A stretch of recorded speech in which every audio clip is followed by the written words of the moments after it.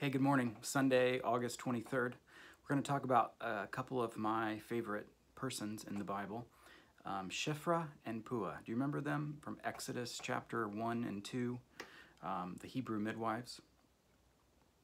I saw in studying for this message, I was looking through some different things online. You know, my first thought was there is not enough artwork about Shiphrah and Puah, the Hebrew midwives. And then my second thought was, why don't we make t-shirts? I saw one piece of art that wasn't a t-shirt. It was some hands that were sort of delivering, but it was entitled, "She Said No." And I thought, that'd be a great t-shirt for maybe an icon of these two ladies and what they represent, especially for young girls, including my daughter, who's 15. So if you'll turn there, Exodus chapter 1, we're going to start in verse 8, and we're going to read through 2:10. I have some other scriptures to throw in, and we'll be talking about obeying God rather than man when there's a choice, or when we're forced to make a choice. And we're going to talk about deliverance. Deliverers walking out of death and hell to freedom. Are you there yet? Okay, let's get going. Exodus 1, verse 8. When a new king who did not know Joseph came to power in Egypt, "Look," he said to his people, "the Israelites have become much too numerous for us. Come, we must deal shrewdly with them, or they will become even more numerous. And if war breaks out, we'll join our enemies, fight against us, and leave the country." So they put slave masters over them to oppress them with forced labor, and they built Pithom and Ramesses as store cities for Pharaoh. But the more they were oppressed, the more they have multiplied and spread. So the Egyptians came to dread the Israelites and worked them ruthlessly. They made their lives bitter with hard labor in brick and mortar, and with all kinds of work in the fields. In all their hard labor, the Egyptians used them ruthlessly. Pause there for a minute. I want to take a look at the argument that Pharaoh makes, the new king, that he makes about this immigrant group, the Israelites or the Hebrews. He says, they have become too numerous for us. He uses the arguments that he's going to make socially in his society, this new king, is that the Hebrews, the immigrant people, have become too numerous for us in our land, in our place, in our space. Those people coming in, those people who are not like us, are invading, and eventually they're going to push us out. And he draws upon something that will always get people afraid or make them fearful. And if you have people fearful and afraid, you can manipulate them more. And he says to his own people, we've got to do something about these folks that are beneath you, these other people. We've got to do something about them, because if war breaks out, they're going to fight for our enemies. I mean, that is one of the oldest tricks, is to threaten people with the prospect of war. And then they will just do whatever you want them to. When you introduce into their imaginations that they're not safe. And so this thing that the new king in Egypt is doing is the same thing that kings and queens in our world today do.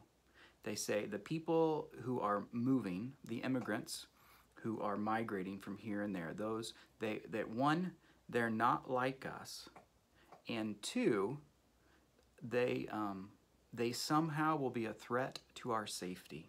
And that's exactly what the king of Egypt does. This is what kings of empires do. This is the opposite of the gospel of Jesus Christ.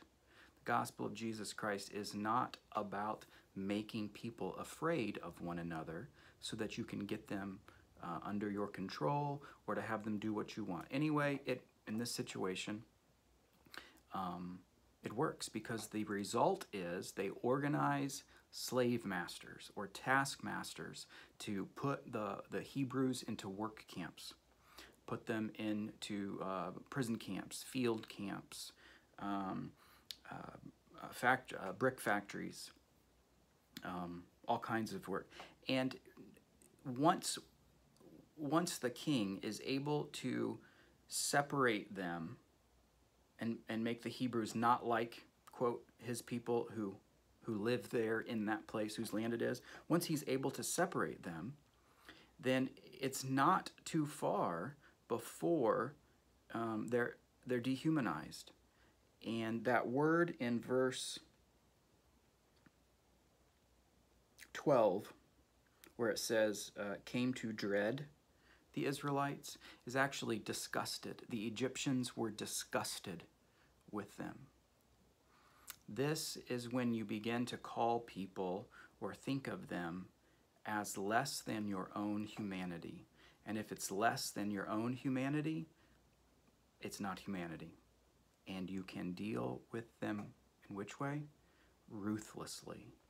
This is where the word Hebrew becomes, in codes from that time, a derogatory term. It's where animal and sheep herding and shepherding, right? Sheep herding, shepherding, becomes dirty work. It's where that the Egyptians, because they're now afraid of these people, they think those people are physically more fit. They think they're physically stronger. They see them as more athletic. They see their bodies as intimidating. When they see Hebrew people, they feel intimidated by their mere presence and taking up of space.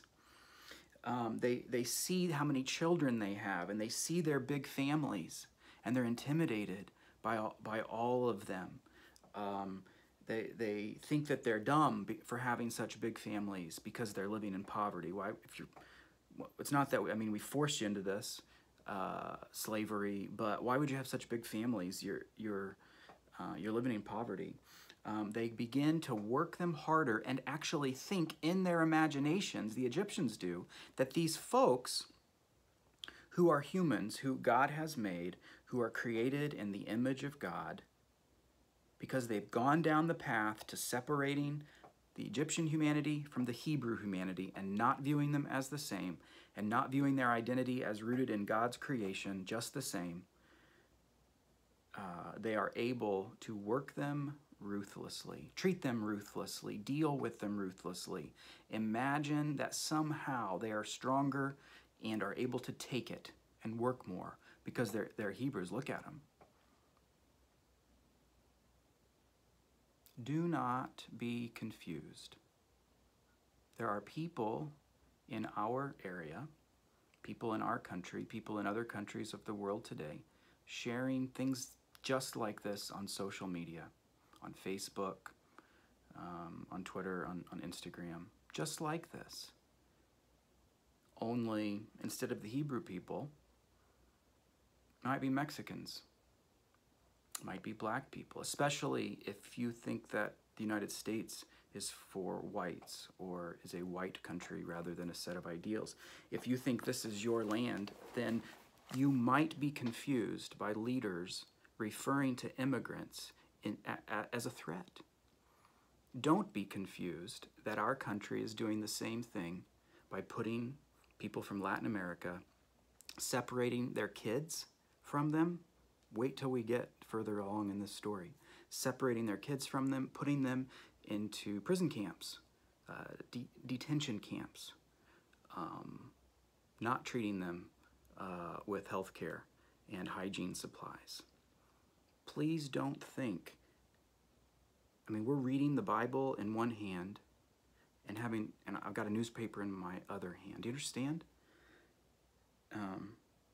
If your imagination is that you are threatened by immigrants, if you are threatened by people of different ethnicities, if you are threatened by other cultures, that's not rooted in the Christian faith. that comes from somewhere else. But it's not. It isn't about Jesus. It's not about the gospel. It's not about faith in God. That isn't rooted in the Christian faith. It comes from hell, death,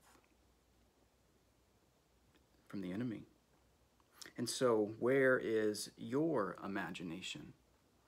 Is it an imagination of the empire that subjugates people, separates and breaks? Or is it one of the gospel, which is about delivering from the broken places of power?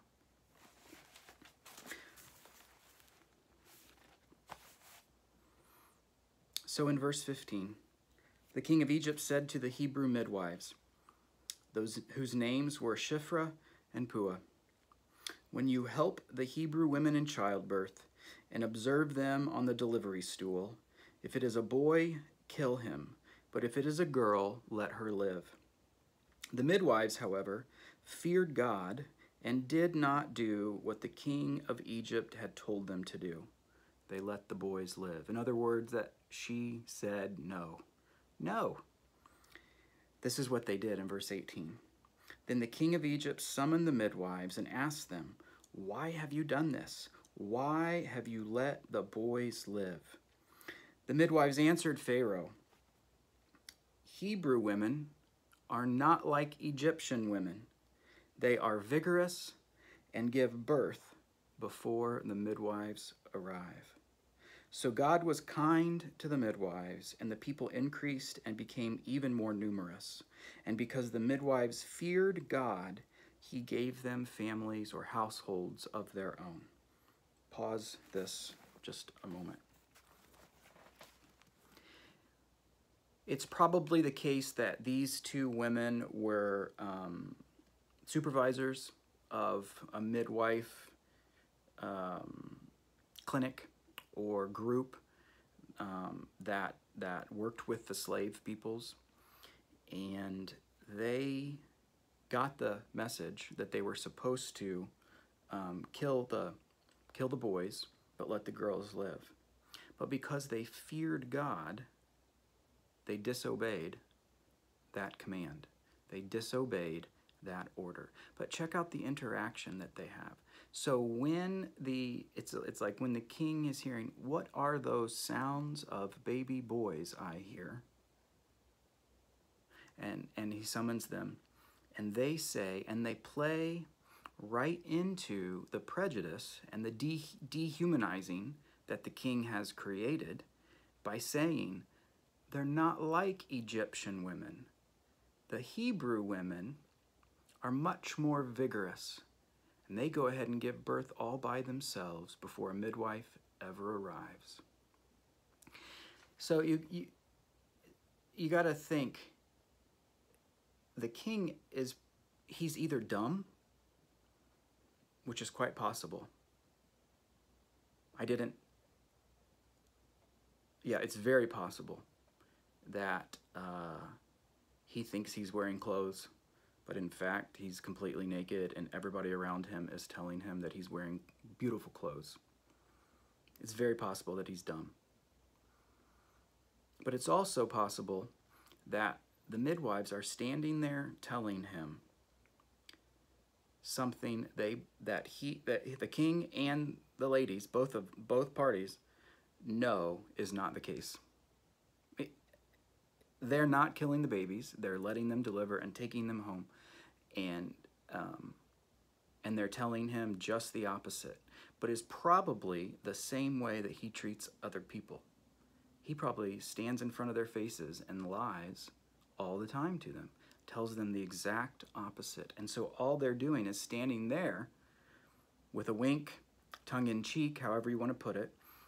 Everybody knows they're not telling him the truth, and they go ahead and they say it anyway, because it is their act of disobedience because they fear God. Now, the Torah, the first 5 books, the Hebrew Bible, it does not have any word for religion. It doesn't have that word. The closest phrase that it has to religion is feared God. That means that you live your life and you view the world in such a way that you care what God thinks. And you are concerned with what he thinks as you're living. And so their fear of God is they're facing him and knowing that what God thinks is more important than what the king thinks. And because of this, God establishes them with their own households, meaning with their yes, their own families, but even larger than that, sort of like businesses, their own enterprises, their own fields, sort of grows and flourishes in every way that you could in Egypt of that day. And God was kind to them. And the people increased even more, which means in the eyes of those who do not fear God, these immigrant people became even more threatening. And so, in verse 22, then Pharaoh gave this order to all the people: every boy that is born you must throw into the Nile, but let every girl live. This foreshadows a a much smaller story in the New Testament, when the king gave the order to kill all the boys 2 years and younger, because he is threatened by folks who fear God and what might come out of Bethlehem. So in chapter 2, now a man of the house of Levi married a Levite woman, and she became pregnant and gave birth to a son. When she saw that he was a fine child, she hid him for 3 months. But when she could hide him no longer, she got a papyrus basket for him and coated it with tar and pitch.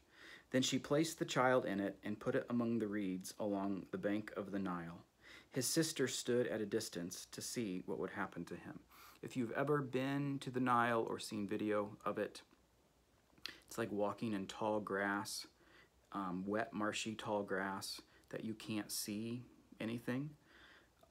And there are crocodiles and hippopotami, the plural of hippopotami, and snakes. And so they make this container out of reeds, which is actually called an ark. And they put tar on it to make it waterproof. And they set it in a little eddy or a little overflow or a little flooded area, a little marshy area, right out where people go to wash clothes, or even more so, right out where the rich folks go watch people wash their clothes. So this child's sister put it among the reeds along the bank, and then she went back and she watched. And so the deliverer in chapter 1 are the midwives, Shiphrah and Puah. Then we see who we're going to find out is Miriam, the deliverer, the active deliverer here. Verse 5. Then Pharaoh's daughter went down to the Nile to bathe, and her attendants were walking along the riverbank. She saw the basket among the reeds and sent her slave girl to get it. She opened it and saw the baby. He was crying, and she felt sorry for him. "This is one of the Hebrew babies," she said. Then his sister asked Pharaoh's daughter, "Shall I go and get one of the Hebrew women to nurse the baby for you?" Verse 8, "Yes, go," she answered. And the girl went and got the baby's mother. Pharaoh's daughter said to her, "Take this baby and nurse him for me, and I will pay you." So the woman took the baby and nursed him. So do you get the story here? Moses' sister puts him in a basket. Then she watches over him and waits for the place that Pharaoh's daughter comes to the water to bathe. And then she finds him. And then she pops up right into the scene and says, Can I help you go get one of the midwife or one of the wet nurses to take care of this baby? He's Hebrew, and I'm Hebrew, and I've got someone that can take care of him. And so she goes and gets their mom and brings him back.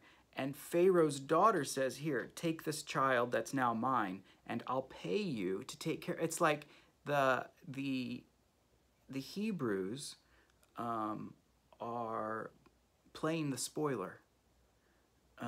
They understand what's going on about life and death and what's important in life more so than the people who are in the halls of power, more so than the people that are that control the banks, more so than those who manipulate the stock market. Right? These folks who are slaves understand what's important and are just as smart and have just as much aptitude as the people in the halls of power.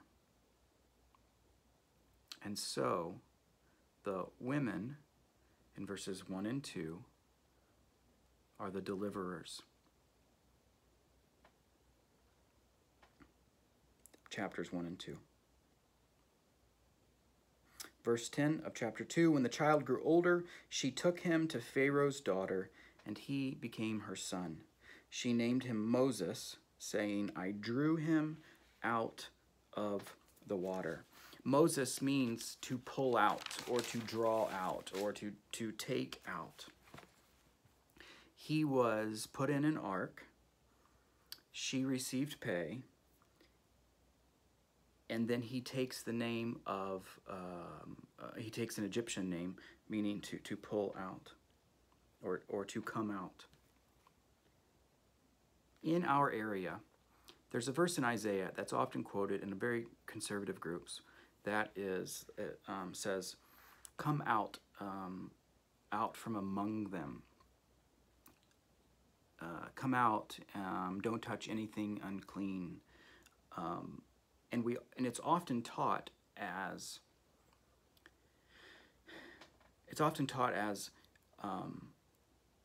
your personal purity or your personal piety. Don't let it get stained or tainted by, quote, the world. And that is actually, it has nothing to do with that.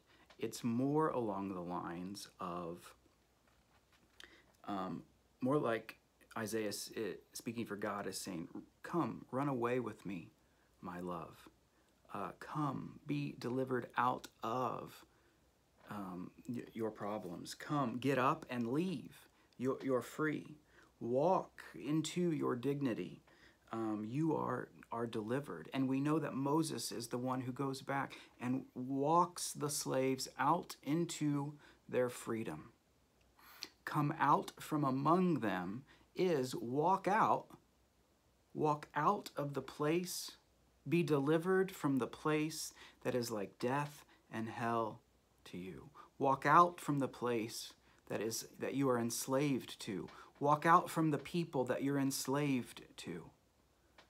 Let there be a deliverer in your life. Get up and walk out. So when Peter says in chapter 16 of Matthew, verse 16, you are the Christ, the Son of God. The word Christ is anointed one, the one called, the one appointed, the one made deliverer, the one made ready for the job. And so Jesus, when Peter says, you are the Christ, or you are the Messiah, or you are the deliverer, or you are the Savior, or you are the Redeemer, when he says that, Jesus responds to him, gosh darn it, Peter, you're a rock. You are a rock. And take a look around at the kings and the queens of the empires of this world. Take a look around at the Egypts, the Babylons, the Romes. Look at those halls of power. And then he says, here, open your hand. You take these keys to my kingdom. And guess what? You take these keys to my kingdom, and the gates of death and hell will not overcome you. In fact, you take these keys and you walk those out. You deliver those people that are in captivity. You deliver those folks who are caught in their death. You deliver those folks who are caught in their hell. You deliver those people who are oppressed. You deliver those who are physically oppressed, psychologically oppressed, mentally abused, socially abused. You deliver those who the empires of the world dehumanize. You're right, I am the Christ. I am the liberator. I am the Redeemer and the Deliverer. Take these keys, you take these keys to my kingdom, and you walk those folks out of death, and you walk those folks out of hell. And so when we are pressed all around, 170,000 people died of the coronavirus in our country. In that same amount of time, there is an extra 200,000 deaths that are above average for a normal year in our country. There are, like I said, policies by the U.S. administration separating families at the border and putting Spanish speakers, Latin Americans, in detention camps, just like in Egypt did. We're tired of staying home and isolated. It's not staying home that's so bad, it's being isolated, right? And we're pressed all around. I want to remind you that if you say that Jesus is the Redeemer, if you say Jesus is the Deliverer, if you say he's the Christ, then he is going to give you the keys of the kingdom. And he expects that because you believe he's the Christ, you're going to go around and help walk folks out of the death and the hell that they're experiencing, the brokenness that they're experiencing, the lostness that they're experiencing, the trauma and the drama that they're experiencing. On that, you can stand and be like a rock, as it feels like the rest of the world is sinking. On that, you can stand tall. Let me pray for you, please. Lord, we thank you for these wonderful examples of women and men in the Bible who obeyed you, used their brains, used their aptitude in order to save lives. May you raise up generous, compassionate, smart as a whip leaders today. We need deliverers. We need Shifras and Puas and Miriams, Moseses and Peters. We look to you to raise up people around us. In fact, maybe we are those who are to help in the deliverance.